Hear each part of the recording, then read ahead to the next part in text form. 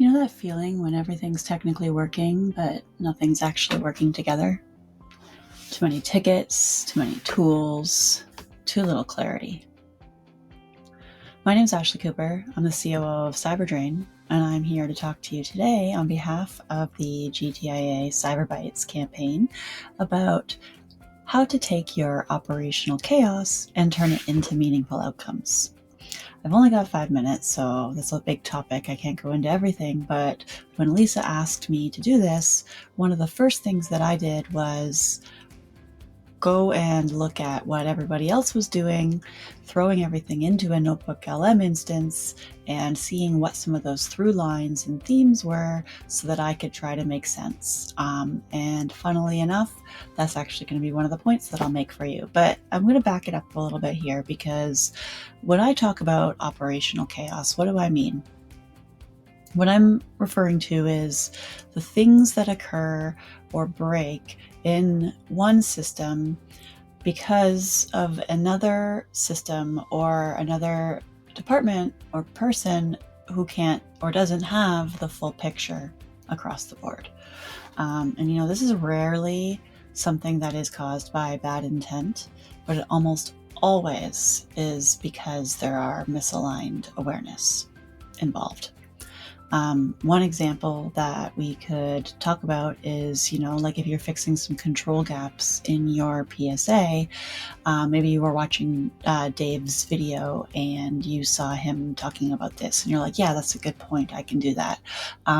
But you go in there, you change that settings, but you don't have that full picture. And now there's another user or another automation that was in place that was relying on something that it now can't do anymore.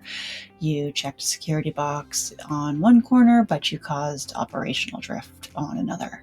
So this is kind of what we're talking about here, where the cure in this situation isn't more controls alone, but it is the shared awareness. So it's not just about what tools you have, it's knowing how they're used. And so we can go back to Dave's example from his video where he was talking about inventory. You doesn't take that long, 5 minutes, 10 minutes, 15 minutes a day. I would add to that beyond just the tools and like what you have or the devices that you have out there, what touches them, who touches them, what jobs do they do, why does it matter to them, and what breaks if they can't do it, because you don't know who might be impacted.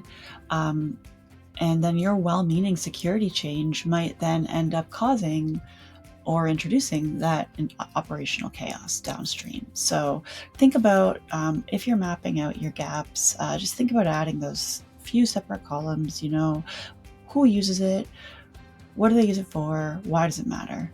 In that same vein, Anne talked in her video about how it isn't just about the tools, it's about the people and how they are able to show up and where their confidence is and their trust and their psychological safety of being able to bring things forward to you.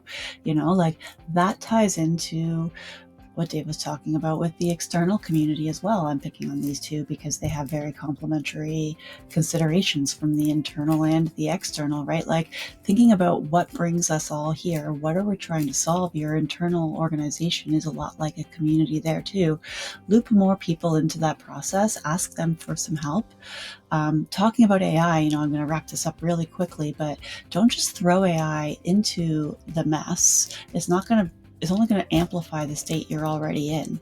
But if you have knowledge and if you have these things mapped out, use a tool like Notebook LM. Throw that in there, layer on intentionality, and start encouraging some agency with the Notebook LM, or maybe in Azure, Azure AI search. Keep the context involved because context creates clarity.